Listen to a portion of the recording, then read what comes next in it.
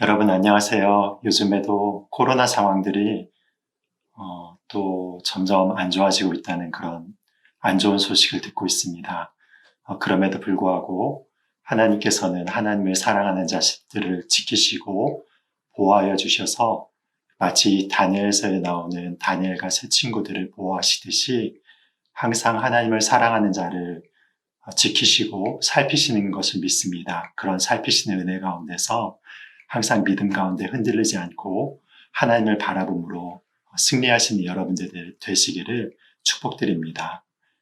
오늘 하나님께서 우리에게 주신 말씀은 다니엘서 2장 36절부터 49절 말씀입니다. 읽겠습니다. 그 꿈이 이러한즉 내가 이제 그 해석을 왕 앞에 아뢰리라. 왕이여, 왕은 여러 왕들 중에 왕이시라. 하늘의 하나님이 나라와 권세와 능력과 영광을 왕에게 주셨고 사람들과 들짐승과 공중의 새들 어느 곳에 있는 것을 막론하고 그것들을 왕의 손에 넘기사 다 다스리게 하셨으니 왕은 곧 그 금머리니이다. 왕을 뒤이어 왕보다 못한 다른 나라가 일어날 것이요 셋째로 또 놋 같은 나라가 일어나서 온 세계를 다스릴 것이며 넷째 나라는 강하기가 쇠 같으리니 쇠는 모든 물건을 부서뜨리고 이기는 것이라. 쇠가 모든 것을 부순 것 같이 그 나라가 문 나라를 부서뜨리고 찌을 것이며 왕께서 그 발과 발가락이 얼마는 토기장이의 진흙이요 얼마는 쇠인 것을 보셨은즉 그 나라가 나누일 것이며 왕께서 쇠와 진흙이 섞인 것을 보셨은즉 그 나라가 쇠 같은 든든함이 있을 것이나 그 발가락이 얼마는 쇠요 얼마는 진흙인즉 그 나라가 얼마는 든든하고 얼마는 부서질만 한 것이며 왕께서 쇠와 진흙이 섞인 것을 보셨은즉 그들이 다른 민족과 서로 섞일 것이나 그들이 피차에 합하지 아니함이 쇠와 진흙이 합하지 않음과 같으리이다. 이 여러 왕들의 시대에 하늘의 하나님이 한 나라를 세우시리니 이것은 영원히 망하지도 아니할 것이요 그 국권이 다른 백성에게로 돌아가지도 아니할 것이요 도리어 이 모든 나라를 쳐서 멸망시키고 영원히 설 것이라. 손대지 아니한 돌이 산에서 나와서 쇠와 놋과 진흙과 은과 금을 부서뜨린 것을 왕께서 보신 것은 크신 하나님이 장래일을 왕께 알게 하신 것이라. 이 꿈은 참되고 이 해석은 확실한 이이다 하니 이에 느부갓네살 왕이 엎드려 다니엘에게 절하고 명하여 예물과 향품을 그에게 주게 하니라. 왕이 대답하여 다니엘에게 이르되 너희 하나님은 참으로 모든 신들의 신이시요 모든 왕의 주제시로다. 내가 능히 이 은밀한 것을 나타내었으니 내 하나님은 또 은밀한 것을 나타내시는 이시로다. 왕이 이에 다니엘을 높여 귀한 선물을 많이 주며 그를 세워 바벨론 온 지방을 다스리게 하며 또 바벨론 모든 지혜자의 어른을 삼았으며 왕이 또 다니엘의 요구대로 사드락과 메삭과 아벳느고를 세워 바벨론 지방의 일을 다스리게 하였고 다니엘은 왕궁에 있었더라. 아멘. 여러분 오늘 읽은 이 본문은 조금 깁니다. 근데 이 긴 구절의 말씀을 10여 분 되는 짧은 시간에 다 말씀을 드리기는 어렵기 때문에 중요하고 큰 그림만을 이렇게 설명해 드리겠습니다. 오늘 읽은 말씀은 아마도 다니엘서 전체에 나타난 꿈과 환상 중에서 가장 유명한 꿈이라고 생각이 되는 부분입니다. 느부갓네살 왕이 꿈을 꾼 것을 오늘 본문은 다니엘이 해석하는 그런 장면에서 시작됩니다. 우선 살펴볼 것은 이 꿈을 꾼 느부갓네살이 당대 바벨론의 최고의 지혜자들에게 그 꿈을 해석한 것을 명령한 것을 살펴보려고 합니다. 그런데 그 조건이 여러분들이 아시다시피 너무나 말이 안 되는 조건이었죠. 꿈만 해석할 뿐만이 아니라 자신들이 꾼 꿈도 아닌 왕이 꾼 꿈을 정확하게 이야기를 하라고 명령을 내립니다. 왜 그런가 하면은 왕이 꿈을 이야기를 해주면은 그 바벨론 신하들이 그 꿈의 내용을 바탕으로 해서 자기의 견해에 따라서 마음대로 그 꿈을 해석할 수 있다고 생각을 한 것입니다. 그렇게 의심한 느부갓네살 왕은 꿈과 함께 꿈의 해석을 같이 하도록 명령을 한 것입니다. 그런데 그것을 할 수 없다고 이야기를 듣자 이 성격이 급한 느부갓네살 왕은 모든 나라의 지혜자들을 다 죽일 것을 명령하여서 다니엘과 세 친구들까지 죽음의 위기에 처하게 되었습니다. 이 과정 중에서 우리가 살펴봐야 할 그런 내용이 있는데요. 그것은 무엇이냐면 신하들의 대답 가운데서 살펴볼 것입니다. 2장 11절에 나타난 이런 고백이 이런 이야기가 있습니다. 육체와 함께 살지 아니하는 신들 외에는 왕 앞에 그것을 볼 자가 없습니다 라고 바벨론의 신하들이 느부갓네살 왕에게 이야기하는 그 장면들이 나옵니다. 여러분, 그렇다면 여기에서 나타난 육체와 함께 살지 않는 신은 어떤 신을 의미하는 것입니까? 인간의 모든 지혜와 권능을 초월하여서 인간 세상과는 전혀 관련이 없는 그 위대한 신을 이야기를 하고 있는 것입니다. 그런데 여러분, 이런 신들이라면 너무나도 고차원적이고 너무나도 높은 신들이기 때문에 인간에게 이런 뜻을 계시해 줄 리가 만무하다는 그런 의미를 담고 있는 대답이었습니다. 그런데 결과적으로 말해서 여러분, 이 꿈을 해석한 분이 누구셨습니까? 하나님이셨죠. 그리고 그 하나님이 누구에게 알려주신 것입니까? 그 해석을 인간 가운데서 깃들이면서 육체를 가지고 있는 연약한 다니엘에게 그 꿈의 해석을 보이셨다는 것입니다. 여러분, 이것이 바로 하나님의 위대하심과 하나님의 사랑인 것입니다. 하나님은 온 세상을 창조하셔서 온 모든 것 위에 초월하신 하나님이신가 동시에 하나님은 연약한 다니엘과 같이 육체를 가진 자들에게도 나타나셔서 하나님의 꿈을 알리시고 계시하시고 그 꿈을 이루어 나가시는데 귀하게 사용을 하시는 사랑이 많으신 분이신 것입니다.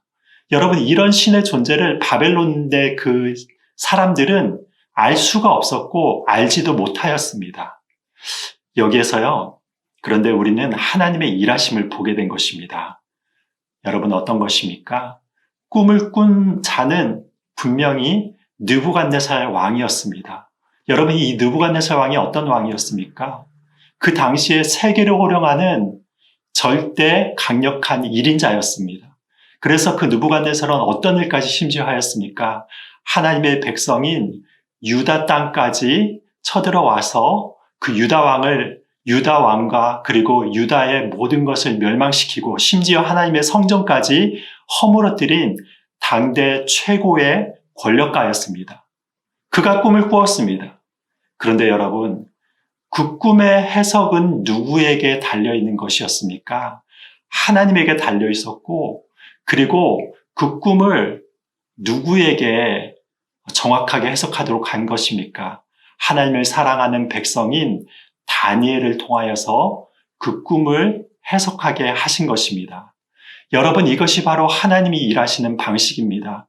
이 세상의 권력자들이 아무리 큰 일을 하고 큰 일을 행해도요, 하나님께서 그 지혜로 그 해석을 알게 하지 아니하면 역사가 어떻게 흘러가는지 그들은 전혀 모르는 것입니다.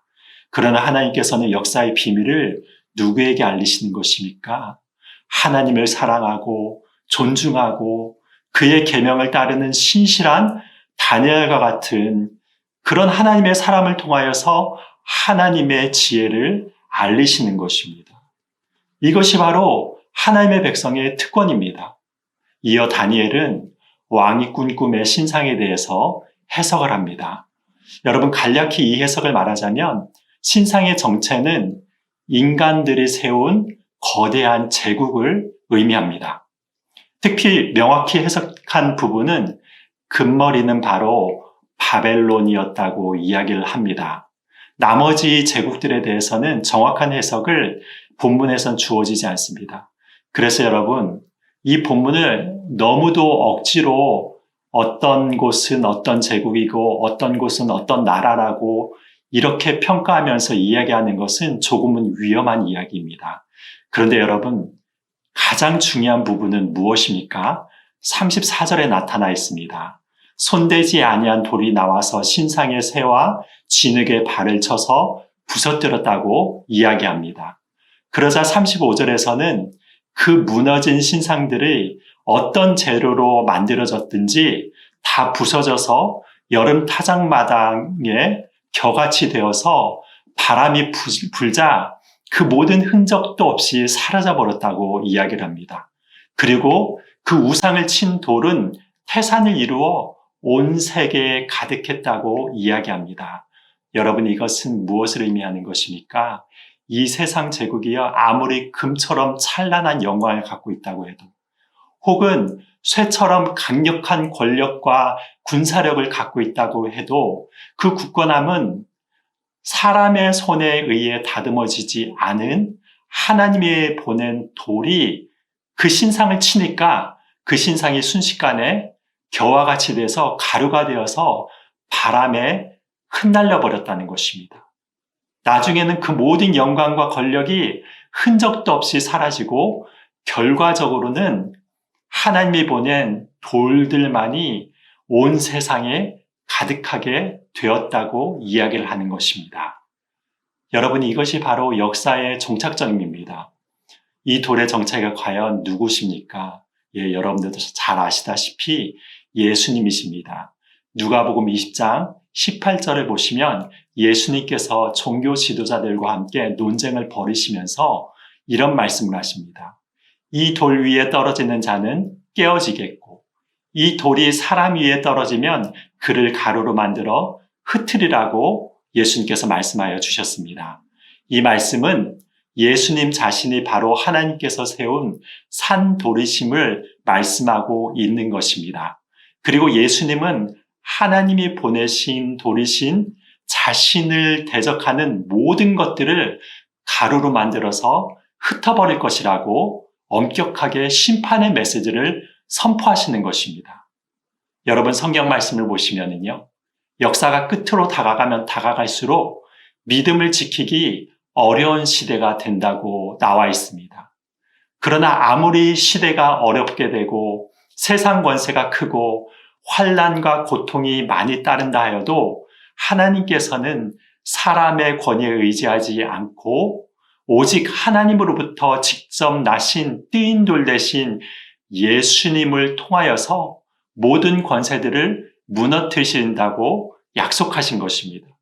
그리고 그분을 참다운 마음을 가지고 따르는 자들만이 온 세상에 가득하여서 영원한 참 나라를 함께 세워가실 것이라고 약속하셨습니다. 이 영광스러운 미래가 하나님을 온전히 따르고 예수님을 주님으로 고백하는 모든 자들에게 약속된 그런 미래인 것입니다.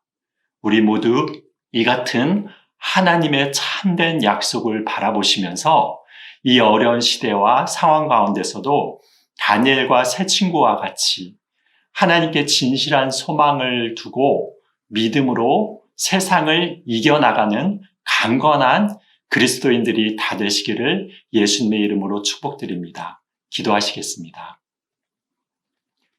하나님 아버지, 이 세상 가운데서 여러 가지 난리와 난리, 소문과 소문을 듣고 있습니다.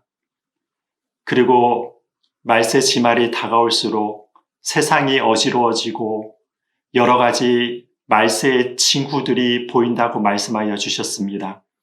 하나님을 믿기가 더욱더 어려운 시대로 진입을 한다고 하였지만, 그러나 하나님을 온전히 따르고 하나님께 소망을 둔 자들은 더욱더 경건하고 거룩하게 되어서 하나님의 뜻을 따르며 자기의 죄를 회개하며 주님을 향하여서 그 믿음의 증거를 보이며 나아간다고 말씀하여 주셨습니다.